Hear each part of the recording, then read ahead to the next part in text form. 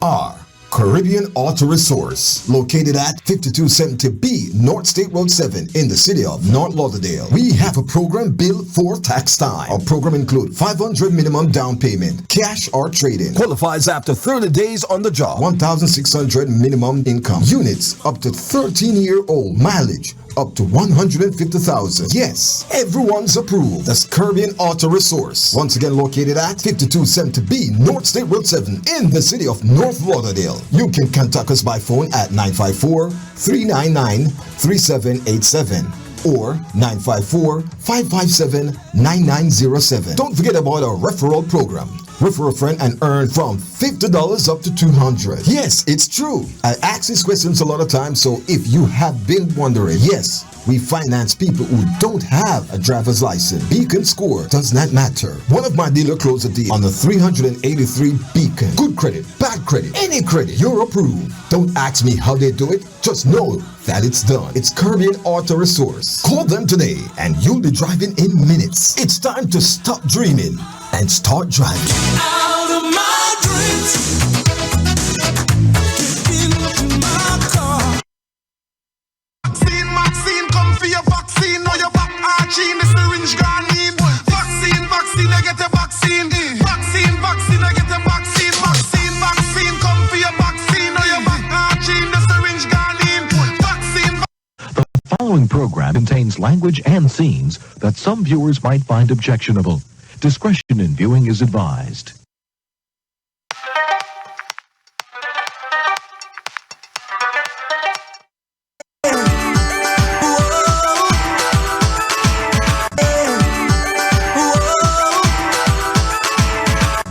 Hi, this is Julie, and I'm the host of the new show, The Truly JULI Experience. You can catch me every Saturday from 1 to 2 p.m. on Flex FM Radio and also on our website at flexfm.online.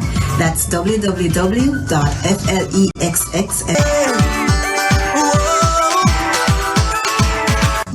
Hi, this is Julie, and I'm the host of the new show, The Truly JULI Experience. You can catch me every Saturday from 1 to 2 p.m. on Flex FM Radio and also on our website at flexfm.online. That's www.flexxfm.online. Again, that's a Truly JULI Experience coming to you every Saturday from 1 to 2 p.m. You can catch us on all our social media at Flex FM Radio and again on our website at flexfm.com.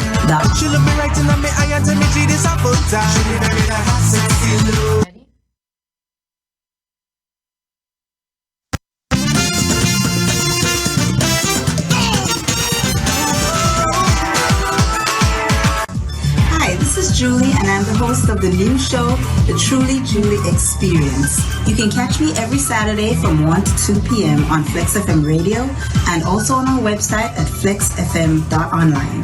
That's www.flexxfm.online. Again, that's a Truly JULI Experience coming to you every Saturday from 1 to 2 p.m.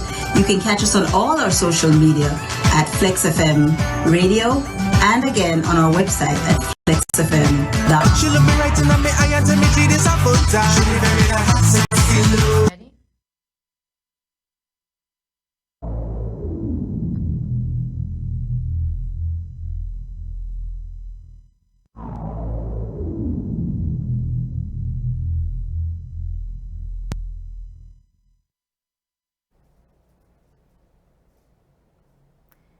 Good afternoon, everyone. Welcome to the Truly JULI Experience, a show that covers topics in fashion, entertainment, and lifestyle. I'm your host for the show. My name is Julianne Lee, and I thank you for joining me for another episode. Today's very special guest is a gentleman who has immersed himself in a world that is often considered to be romantic, and that's the world of poetry.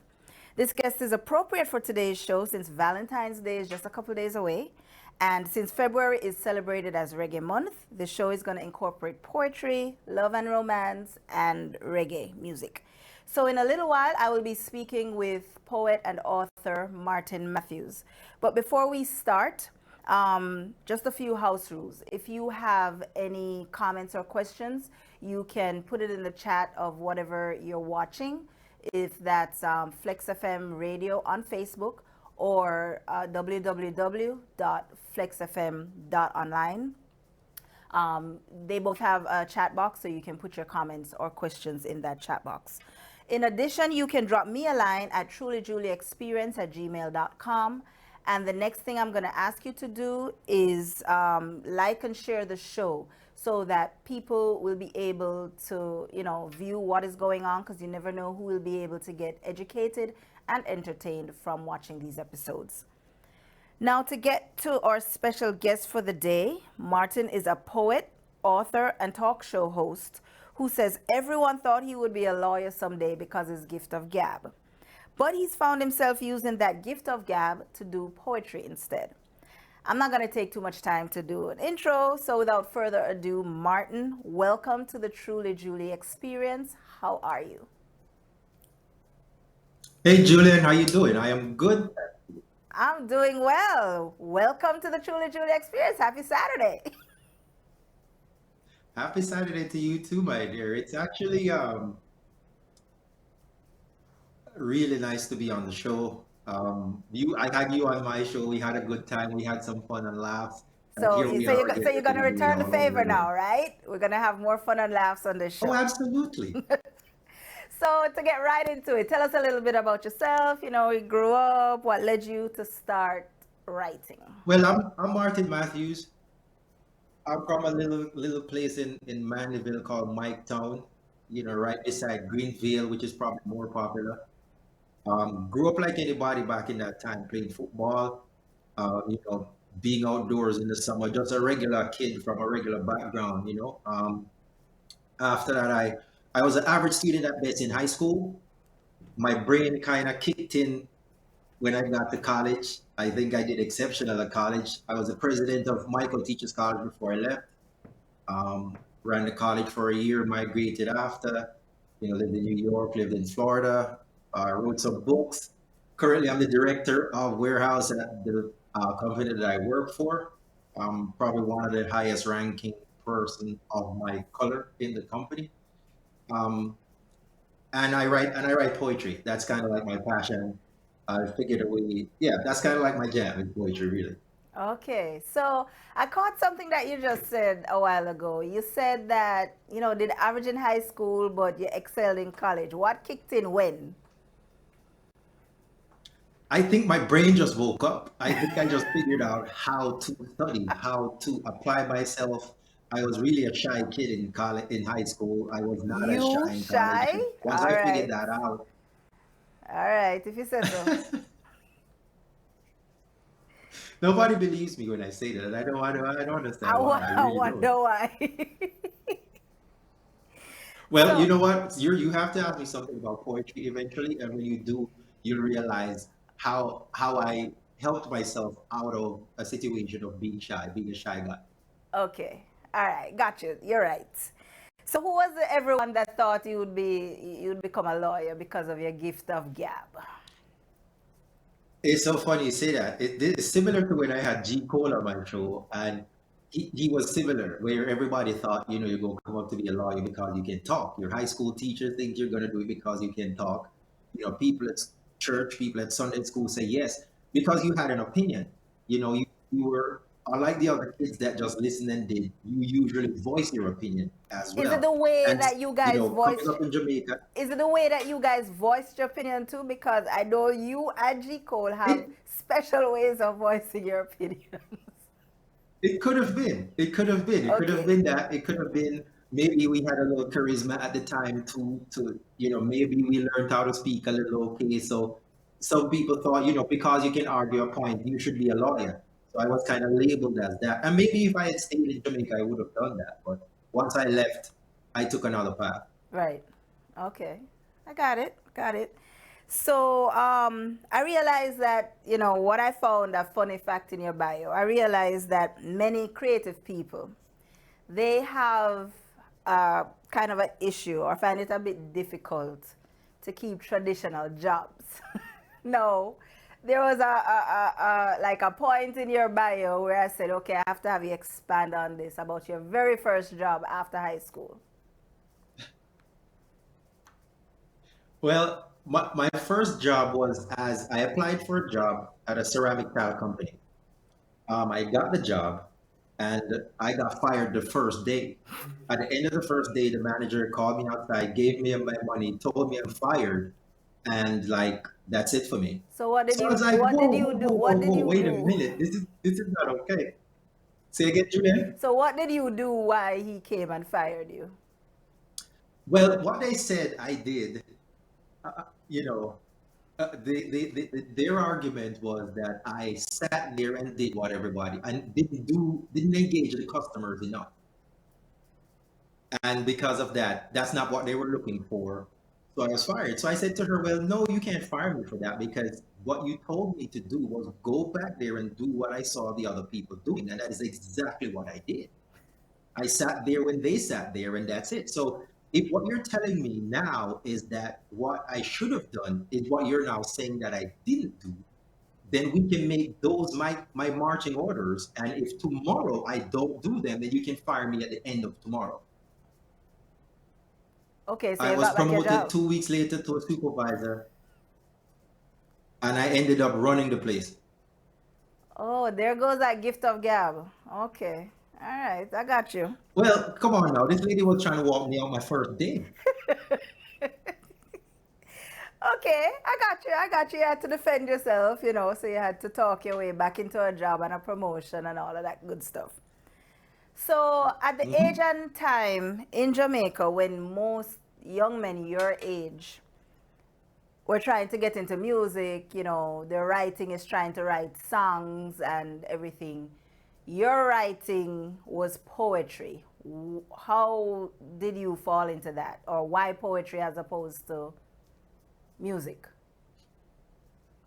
Well, the beauty of poetry, especially when you're a shy guy, which I'm sticking to, That's your is that story, nobody right? has to see you doing it.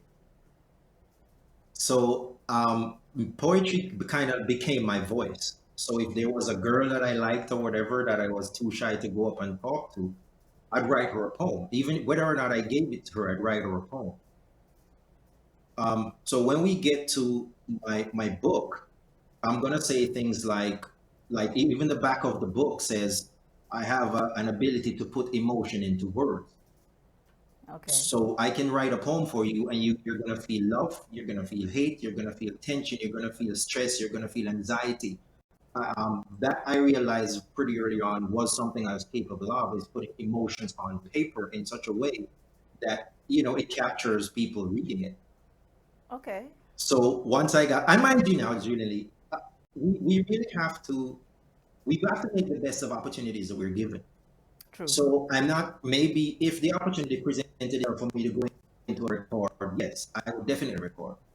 I said to Chico when he was on the show that if I got the opportunity to write for any of the people that I really like their music, I could write for them because I understand their concept of how they do music. So yes, the opportunity never presented itself, so it just didn't present itself. I took poetry because something I could like steer the car myself, so I took it and ran with it. Okay. Got it. Got it. So, do you remember the very first poem that you wrote and what it was about? I don't. I cannot say. It says that it was probably some kind of document written to some girl I liked. I actually went to a friend of mine years ago who from high school who told me that in her house she still has a bedside table that has a bunch of poems in there that I'd written her. And at that time I didn't remember writing any of those poems. So Okay. I've been writing for quite a while, so I can't really tell which one was first. Okay. Okay. Got you. You have so many that that wasn't in a book that need to come out, right? Okay. We'll get to that later. Yes, definitely. So, who are some of your favorite poets? Um, And you are know they, what? The poetry when I was coming up, I really never had a lot of poets that I knew, if I'm to be honest. I knew of poetry. I knew people like Muta. I knew people like Yasa Safari and those people. Everybody knows Miss Lou. Um, but I really never zoomed into a poet per se because the poetry that Jamaica has is usually surrounded cultural experience, just culture in general, Jamaican culture, Jamaican heritage. And the poetry that came to me really didn't align with that too much. You know what I mean? The poetry that came to me was more about what people felt, what people were experiencing. So I really didn't have anybody to look to that actually wrote poetry the way I write it in my mind at that time. So I kind of just took my own path, really. Okay, okay. So now we do come to your published book. So tell us a little bit about it. Tell us the name, how it came about, and all that good stuff. Okay, well, the book is called, it has a mouthful. It is called Love, Life, Confrontation, Expressions, Selections from the Chronicles of a Black Man. It's a compilation of about 50 or about 50, 60 poems are in the book. As far as how the book came about, like I said, I've been writing for before I can actually remember. After a while, I had all these poems, and then I started making a deliberate attempt to write and record, and started sharing it with friends of mine. And when you have friends that are doctors, lawyers, Indians, and chiefs telling you that, Martin, this is good, this is better than just average, this is really good, you need to do something with this. That's really kind of how the idea behind the book got started. It was just friends you can value their opinion, saying to you, hey, this is good stuff. You need to do something with this. And I did. Okay. The book has 50 something poems. I have hundreds of other poems out there that eventually I'll do something else with. So how did you decide which ones to put in and which ones to leave behind for a later date, or that you say you didn't like those I had a ones? whole vetting process. I remember printing all of them out on paper and having about 280 pages, and sat there and read through and gave all of them a number grade. And then I went through and took out everything that I rated like below a 7. Then went through and read again, regrade some, change their grade and so on. And then just at the end of it, whatever I was left with in the yes, this is good to go pile are the ones that I went with. But if I'm to say this real quickly, um, I have some shows. Sometimes I have shows called the B side of poetry when I read poems that I didn't too. I think it might have just been the headset, the mindset I was in at the time that made me choose one over the other. But it's not that it's any lesser poem. It's just that that's not where my head was at that time. Okay. So when did the book come out? When was it The published? book actually came out in 2016, Okay. but I got a promotion that year and went to a different location. I was actually working in Miami, living in Miramar for a year, and I didn't have any. So it kind of sat there for a few years while I worked in Miami, and it wasn't until I came back working to Orlando because I was still living in Orlando, working in Miami. So my weekends were just spent flying back and forth, driving back and forth. So it wasn't until later, a few years, the book being on the market, that I had some time to actually go on a tour, do some book signings, get on some poetry shows, and so on. But yeah, it came out in 2016. Okay, so as far as poetry shows going, because that's what my question was leading to, have you participated in any like festivals or book readings or things like that? I have done some. One show that I really wanted to get on and was on last year was Poetry in Motion. That's at some point as well. Well, I did Yes as far as Poetry in Motion, really good. I had a lot of fun doing it. I did a poem called Rubber Dub and a poem called The Lion on that show. And I've done one or two shows here in Orlando, but those were right before COVID hit. And then I had a book signing at the Fontana Pharmacies in Jamaica that the book is at. Okay. So where else can people get the book? Because not everybody is in Jamaica. So where can we, if we wanted to get Right. the book? Oh, you're chipping out. Your sound is chipping in and out. Hello? For the show for the Okay. Facebook. And you go on that website, there's a buy now. It tells you a little bit about the book, tells you a little bit about me, and there's a buy now button on there. You click on that, and it'll take you to a link that you can use to buy the book.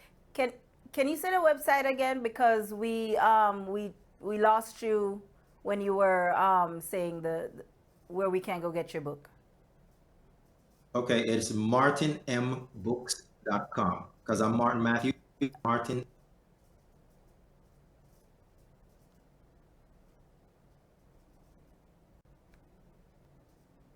Okay, we lost your volume again.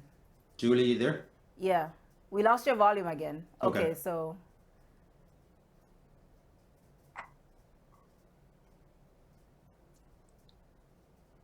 I'm here. I can see you. I'm okay, good. I can okay. sing you a song if you want. I could read your poem too. Okay, well, no, after you tell us about the website, we are going to a poem before you go into the break. Okay. Okay, So so did you hear about the website, or you still haven't heard me? no, it's Martin M. Go ahead. Books. Martin M. Books. Okay. martinmbooks.com. So it's martinmbooks.com. martinmbooks.com. Okay. Or you can So search for it on Amazon and you'll find it. okay, cool. So what we're going to do is we're going to have you read one of your poems right before we go into the break. And the poem that you're going to read is Being in Love.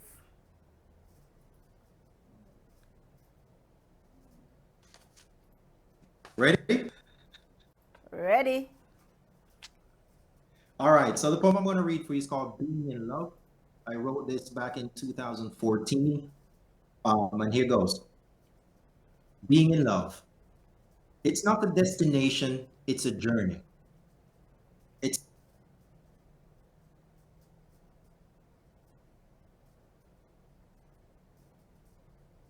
Hello?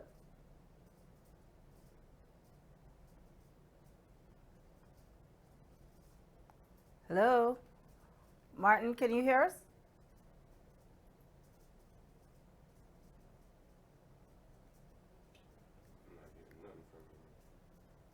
We're not getting any sound from you, Martin. Oops. All right. So what we're gonna do is we're gonna go to a break. I'm gonna try get in touch with Martin to see, we can work on the sound issue, and then we're gonna come back. All right. So stick and stay with us. We'll come back from the break and have more from Martin Matthews. All right.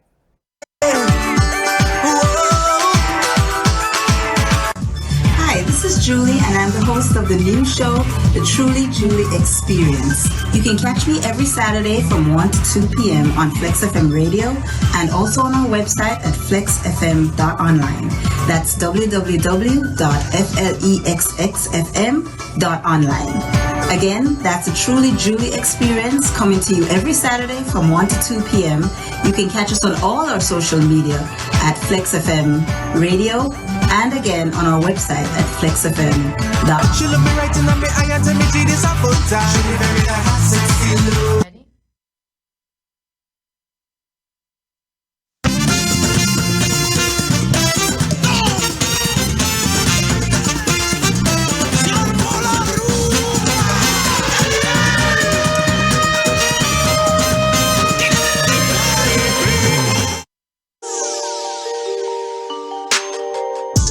Hi, I'm Nigel Blair, studio host for Flex FM Sports, coverage of CASA, Caribbean America's Soccer Association League. Don't forget to subscribe to watch highlights all season long and to be sure to tune in every Saturday at 8 p.m. Eastern Standard Time right here on Flex FM Sports for live coverage of all matches.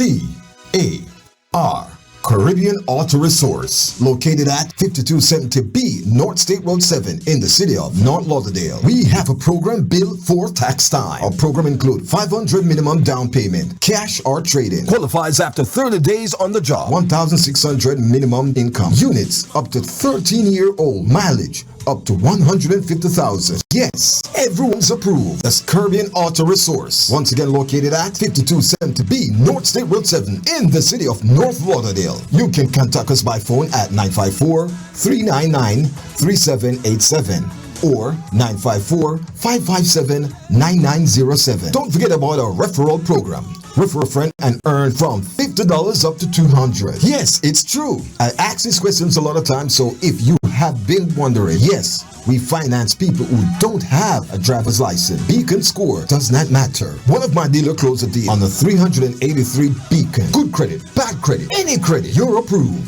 Don't ask me how they do it. Just know that it's done. It's Caribbean Auto Resource. Call them today and you'll be driving in minutes. It's time to stop dreaming and start driving. Out of my dreams, get into my car.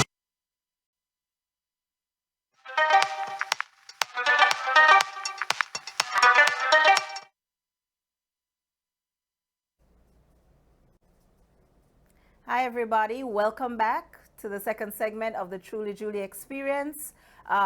We had a little bit of technical difficulty. We had to go to commercial a little bit early, but we're back now, asking you again to share, like and share the episode, because you never know who will get some valuable information from what we're going to be talking about. Again, I'm here with Martin Matthews. He's a poet and author of Love, Life, Confrontation, Expressions, Selections from the Chronicles of a Black Man. And you're going to hear a poem that he did, and it's called Being in Love. All right, so Martin, welcome back. Take it away.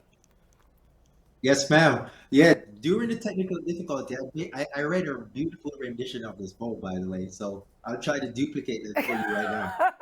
I know you can do it. Come on, you're the poet. All right. So So here we go. Being in Love. I wrote this poem back in 2014. It says, it's not a destination, it's a journey. It's not like a keepsake assigned to me. It's not a point for which you reach. It's not a vault that you can breach. It's more like an intrinsic notion, not the kind solicited by potions. It's an intrinsic, cognizant reality, shared by two in a state of unity. It's an ongoing decision you make. It's measured by the actions you take. Its nature is pure as gold. It emanates from the mind, body, and soul. It's illogical in a rational way. It's insane in its propensity to stay. From day to day, it's simple and true, all-inclusive, yet about me and you. Being in love is saying yes when you mean yes. It's saying I don't know when I could guess. It's realizing when a plan no longer works. It's walking away even though it hurts. Being in love. all right. Awesome. To me, at least.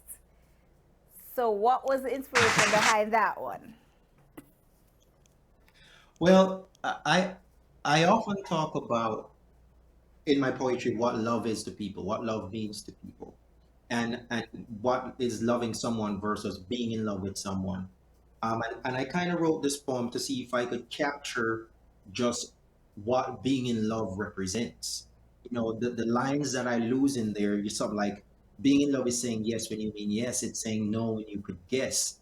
It's trying to capture the essence of what love is, really. So it was more of a, hey, you out there, if you're wondering what being in love is, this is what being in love is. If you're being in love doesn't look this way or has these characteristics, then you probably want to reevaluate it and ask yourself, am I actually in love?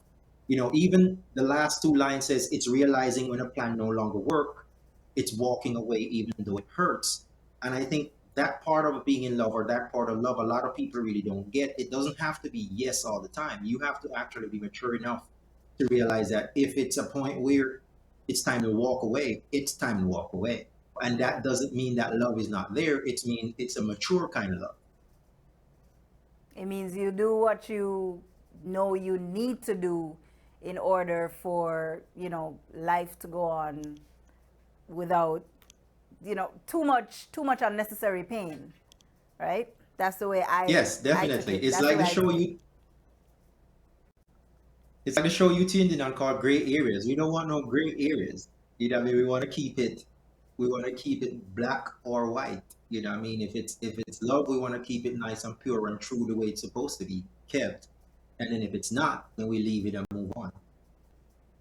Okay, so guys, the show that he was talking about gray areas was a show that he did on his talk show. We're gonna get to that a little bit later, where he will be able to tell you where you can go catch that episode, because that was an interesting episode about black or white or That was gray a good one. areas.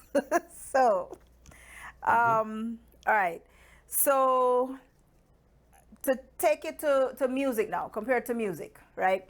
In the music industry, you have the people that write the material for themselves as a form of therapy, somewhat, or based on their experiences and what happened to them. And then there are others that just write material for listeners. They write what they think the audience wants to hear. What category does the poetry in your book fall into? Is it like autobiographical based on things that happened to you? Is it that you said, okay, you think people want you to address this kind of topic? Or is it a mix? What would they expect when they It get is your book? definitely a Okay. It's definitely a mix, Julian, because there are things that are in here that, yes, they speak to experiences that I've experienced. What I try to do when I write poems like that, though, is even to expand those into more universally shared situations that's inside that category.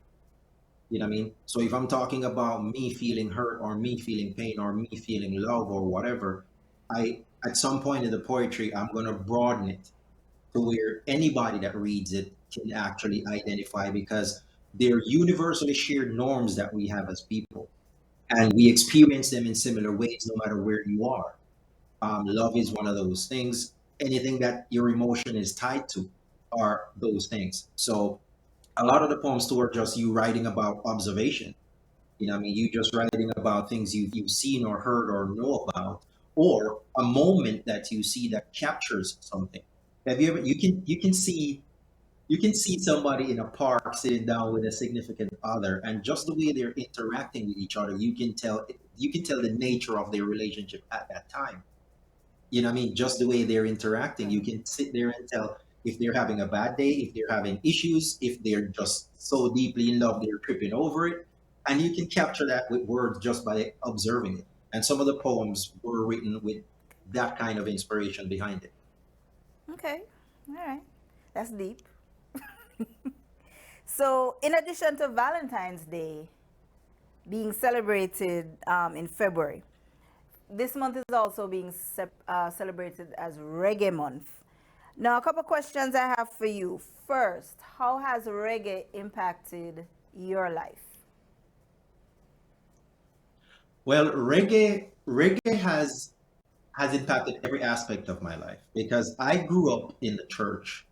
Mom and dad, very active members, Hold it. and Reggae and the church, they don't usually, no, we're not. We're you getting know. there. We're getting there. Okay. We're getting there. We are getting Okay. there. Okay. So, them growing up in the church, and then you realize that the at that time, the Rasta man was the black heart man. The Rasta man was the man you run from on the other side of the street when you see him, because by the time I came about, that was a stigma attached to Rasta men. But when you heard their music, me at least, they were singing about things that were drawing me toward those are the things I thought about in my quiet moments. So reggae music for me was really my own liberation, kind of choosing what was choosing what my heart was choosing, even without me overtly choosing it. It was pulling me because the words that were being sung, the points that were being addressed were me hearing somebody else say thoughts I already thought to myself even as a kid. You know what I mean? So reggae music really helped me to even that those same opinions that we talked about earlier Right. that made people think I should be a lawyer. So that's where I got some of those thought processes from. And it's just, for me, it was reggae music too kind of represented my blackness as well. And because I was always a good history student and I like history, those two kind of came together for me and just kind of helped to shape my entire outlook on the world, really. Okay. So that actually, your explanation leads us to the next question. Um, Traditionally, reggae has not only been a feel-good music, where you get up and you dance and whatever, but it's also been a music that is a vehicle for sharing conscious thought, whether political or historical nature. And I can see why reggae drew you because you said you're always, interested in history. But also reggae was also a vehicle that's traditionally known to share the message of love, whether it's self-love or love for other people, platonic or, romantic love. Do you think that today's reggae music is still doing a good job of sharing that message of love? Um, Not as much as it used to before. But what we need to realize as well that what even more so reggae always was and is telling the story of the people, telling the story of well, really it started off being telling the story of the Jamaican people. So when Bob Marley is saying, from that time, cold ground was my bed last night and a rock was my pillow. Pillow. And so I'm gonna talk some blues because the life what I'm experiencing now requires this. You know what I mean? When Barry Saman can come and tell you, say, remember the song that used to make me rock away. Those are the days. You know what I mean? They're talking about what they're feeling. They're talking about experiences that they're having. They're canoning essentially their their existence at that time through music. Now, I guess another question we could ask is, as long as reggae music is still capturing what the youths are experiencing now, what does that say just about the way our lives have changed in general? Okay. Maybe the nice time, the feel good is just not there as much as it used to be, and therefore the music is not reflecting it.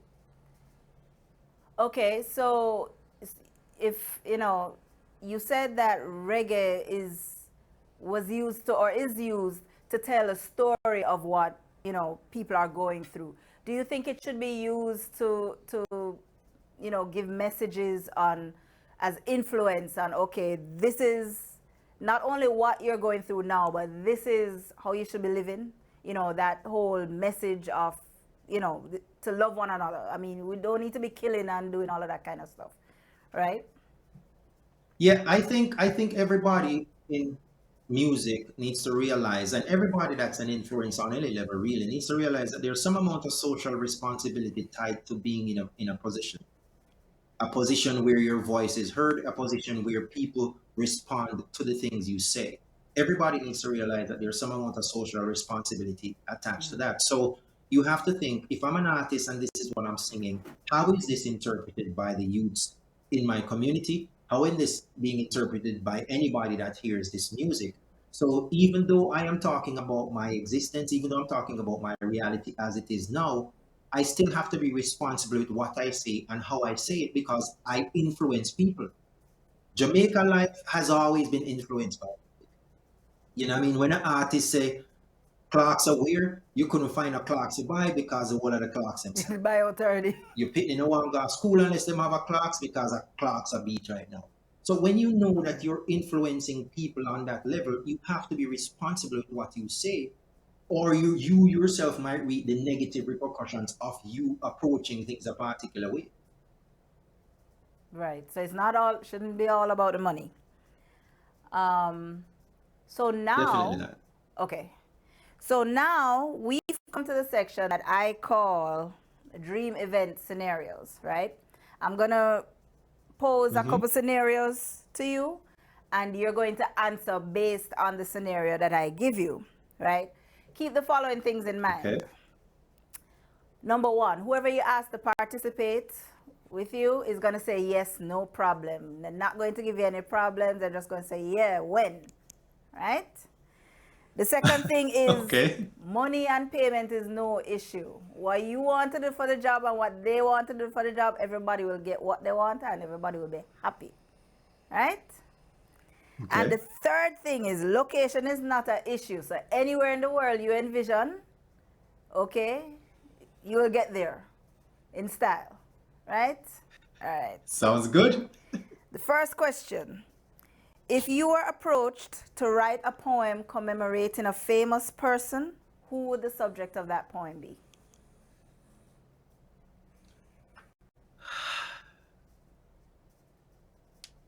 Okay. Bob Marley comes to my mind, but you know what? I actually go with Inika Mosey. Okay. Why?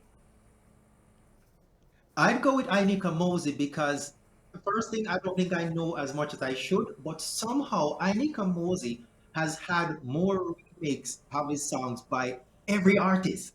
Like this guy made like one studio album, but somehow he has this unique respect of everybody in the industry. It's like, who is this guy? Where did he come from? Why doesn't he have more albums? And why does everybody love his music? And some of my favorite artists as well remakes his songs. Protege is somebody that has remixed probably like two or three of his songs. And it's like there has to be more to this guy. And if I know so much about music and I don't know everything, then somebody else might need to know something else about this guy. Okay. Annie Kamosi it is. All right. Second question. From your bio, I see that you're a big singer, right? You used to be in church choir, and all of that good stuff. So, suppose you had an opportunity to do a collab with a reggae dancehall artist. Who would that be? Protege. Why? Protege, two things. I met Protege and he was just like I thought he was gonna be. He's a really cool kid. And he's from country like I'm from country. But it's like I say when you write poems and when I just started listening to reggae music, when you hear somebody sing a song that almost verbatim replicates something you already wrote, it's almost like you and them are connected on a level. And Protege and I have that. Several of the songs that he writes, several of the music that he has words and lines in it that you know are concepts that I've captured even through my own poetry. And if I were to make reggae music today, it would probably sound like that. Okay. All right. Great. Just as a tip, he's coming to Miramar in a couple weeks, right? All right. So I guess you're going to be at Oh that yeah, I'm gonna be concert. there. I'm gonna be there. I'm taking everybody with me. Okay. All right. Cool. Next. When you publish your next best-selling book of poetry, right? We know you have book signings all over the world, right? Jamaica, the US. However, when you're doing your international tour, list the first three places you want to go. First three places I want to go would be Fort Lauderdale, Miami area. I said no US and Is no it maybe? Jamaica. Outside of US and Oh, no Jamaica. US, no Jamaica. Right. Please, Because we oh, know I that's missed a that. given, right? That's a given. So where are the Okay. first three international I'd places like you to go? go to. I'd like to go to England, London. Okay. Um, Reggae music found a home there. So poetry, Jamaican poetry should find a home there as well. It would be really awesome if an African country could be in there. South Africa, Nigeria, Zimbabwe, and France. Okay. Well, you said why for London, but why Africa and why France? Africa, just because Africa is the motherland and nothing else really. I just like an opportunity to try it in a Zimbabwe like the Natty them back in the 70s, right? Um, and and France, because France really endorses poetry. France actually, there's a lot of love and a lot of poetry in France, and I'd like to really go on there and get on a stage and really represent. Okay, so we know where your first three international countries will be on your tour. Last question. What are some of the ways you envision using poetry to reach, teach, and help others? All right. Well, with that or with that same thought in mind, I created the Martin Matthews Project YouTube channel and the Martin Matthews Project Facebook page, which I have as a business page on my YouTube channel, and I have weekly shows that I have on there. I have guests on there sometimes. Sometimes it's just me mixing up a topic, and then I always read some poetry. And the most interesting thing for that for me is how people interpret the poems when they come on the show. So I wrote the poem. This is what I had in mind. This was my thought process. Somebody comes on the show and gives you a totally different interpretation. In fact, I've had multiple people on the show do the same poem, and each show came away with a totally different interpretation of the poem of the same poem. So that's really, and here's the thing too, Julie. Just like the you coming on the show, not even or when you're watching the show, and some of the topics come up and we talk about it, and you realize that we're dealing with real life stuff that affect real life people. Right. And sometimes your opinion that you might share is totally different from an opinion that somebody else should share. We're dealing with real things that are affecting real people. And when you can use poetry to capture that, then you're making a difference. When you can use poetry as a vehicle to give somebody advice or to make somebody realize that, hey, I'm not the only one dealing with what I'm dealing with, then you're moving in the right direction. So if you want to follow it, if you want to catch it, it's the Martin Matthews Project on Facebook. It's the Martin Matthews Project on YouTube, and we have weekly shows at 7 p. On Saturdays at 8 p.m. Live shows. They're live shows, so you can join in and share your opinions. Okay, awesome. Now, before we sign off, is there anything you would like to say to the viewers, in relation to poetry, reggae month, reggae, love, Valentine's Day, anything? What would you like to leave that we haven't covered in our questions so far? I'm gonna do two things. The first thing I'm gonna do is I think we need to, as a people, government, education system, everybody involved, if have a more concerted approach to reggae music, have a more concerted effort to Black history and the history of Jamaica. Recently, we had a thing with the Maroons, and a whole bunch of things kept coming up because the story was really never made straight, and the story is not really taught straight in our schools. So people are saying this, people are saying that, but the facts were never written, and the facts are not really taught in schools either. I think that needs to be something deliberately that we do. I think with reggae music, there's another recent issue. One artist says something about another artist, and Yes. some people don't realize what other artists have done for the industry. Right. I think that should be taught in schools. Schools should have a curriculum that includes reggae music and its evolution, and every student that goes to school in Jamaica should know how reggae music evolved and who the main contributors were to make reggae music what it is now. I wholeheartedly agree with you on that one, because you listen to something every day, you watch something every day, and you don't know where it started. So if you don't know where it started, that's saying if you don't know where you're coming from, you don't know where you're going. You have no clue where you're going. So I do agree with you. There needs to be education on reggae, in schools as a formal part of schooling, as not just taking a class in a university or something like that. And what I think Jamaica doesn't realize is just how influential they are on the global scale too. How many restaurants have you gone in that says Jamaican restaurant, Julian, and no Jamaican not in there? The people are not Jamaican, they're from another Caribbean island, but they say Jamaican restaurant because they know that as long as Jamaica is on it, people will come buy the food. Or jerk You understand? something, or I don't think Jamaica Rasta or Jamaicans something. really realize that on the global scale, we could just market Jamaica.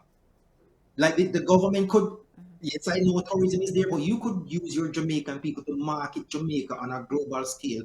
You go out there and make sure anybody that's using Jamaica and is not Jamaican paying homage to Jamaica in the terms of, however you want to charge them. And really benefit from what Jamaica has become as a nation of reggae music, of just reggae music and of just the essence of Jamaica itself. Well, I think part of why a lot of Jamaicans don't realize exactly how global reggae music is honestly because a lot of people have not traveled. If you don't travel, you can always hear people say so on, TV shows, talk shows, and stuff like that. But I remember the first time I went to France and I heard reggae music blasting on the street, and I said, wait. And everybody stopping and they're rocking just in the middle of the street on a regular day, on a regular weekday. And so you're right. Jamaicans don't know exactly how much reggae has affected and influenced other peoples because a lot of them have not. Yeah, so even for the traveled. Minister of Tourism, instead of just, making sure all inclusives are there for people come and visit, how about rather than being, defensive, we get proactive and we take Jamaica out there. So rather than you doing whatever for people to come in, no, you take Jamaica on the road and you sell your people stuff, you sell your culture, and you find a way to monetize it for Jamaicans though. You see what I'm saying? Because it's out there. And a lot of people are making a lot of money in a lot of countries off Jamaica and off things Jamaican, and they're not Jamaican. Right. And the money's not going back in So, any and way, another shape, or thing, form to Jamaica. lastly, I'm sorry, Julian, go ahead. No, I was saying you're right. There are a lot of people making money off Jamaica, but money, resources, benefit is not going back to Jamaica based off reggae music. So Indeed, I'm indeed. sorry, continue. And read some poetry, people. Read some poetry. Get some leverage in your life. You know what I mean? If it's not poetry, and you need everybody right now. There's a lot of talk about mental wellness, mental health, and all these things. Poetry can be used as a way to help level your vibes. You know what I mean? Read a poetry, realize that you're not alone in whatever situation you might be going through. Just take a glass of wine, do however you want to do it, and kick back and read some poetry and enjoy it. You know what I mean? Because we have to find ways to reset ourselves. I use poetry to reset myself. I recommend it to anyone out there wanting to reset themselves. And it might even just help you channel your thought processes and make you line up things like in a straight line to where you can make a decision if you're just in a position where you're stuck. Correct. And what I like about poetry, which I've really just started, I can tell you, just started getting into poetry after being on a poet's talk show, in the last few months, is there's really no right or wrong interpretation for poetry. It's what There's not.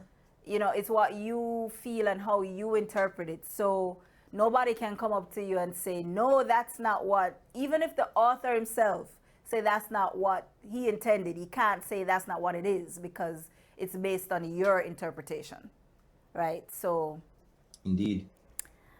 okay, so before we leave, what you're gonna do is I'm gonna have you read another selection that you've written, and so appropriate for Valentine's Day, people, A Husband's Love.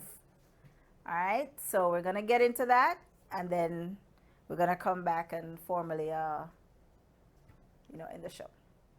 Wrap it up. All right. Yep. A Husband's Love. Now, the first poem I read, Being in Love, is in the book. This one is an unpublished one. It's called A Husband's Love. I actually wrote this book when you'll hear at the end of the poem. Wrote it in 2016. It's called A Husband's Love. Okay. He speaks of her like she's the air he breathes. Without effort, she possesses all he needs. In her absence, he's not whole. Hot summer days without her are cold. She understands his unspoken thought, the lifelong gatekeeper of his heart. His solid foundation when all else shakes. She's his bright color when all else fades. His love for her is all he knows. She is the soil in which it grows. She pre-plans his every contingent. She's his guardian angel that God sent. Thoughts of her brings tears to his eyes. She's so wonderfully perfect and wise. a pillar of God's grace and truth. She anchors him firmly to the root. And when all is past and gone, his love for her will live on, transcending time and space, a bond that will never break. For my mom, Daddy loves you, from the Chronicles of a Black Man. All right, Chronicles of a Black Man. Is that different from the book that you do have out? Well, no, I just no. Usually, I end all my poems. That's what the last line says from the Oh, Chronicles of okay. a Black Man. Okay. So yeah, Okay. Martin, thank you for being a part of the Truly Julie experience. I really appreciate you spending your time with us, this 1 hour that you have with us, and I wish you all the best on your future endeavors. And I'm looking forward to your second book of poetry. I have to get the first one, but I know you already have enough in the works for the second one, right? So I'm looking forward to yes, that one. ma'am. Thanks for having me. All right.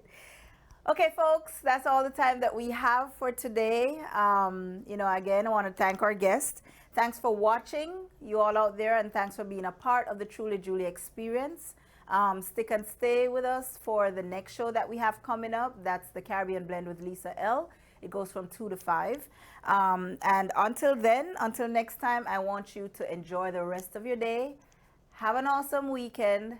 And enjoy Valentine's Day when it comes up in a couple of days. All right? See you later.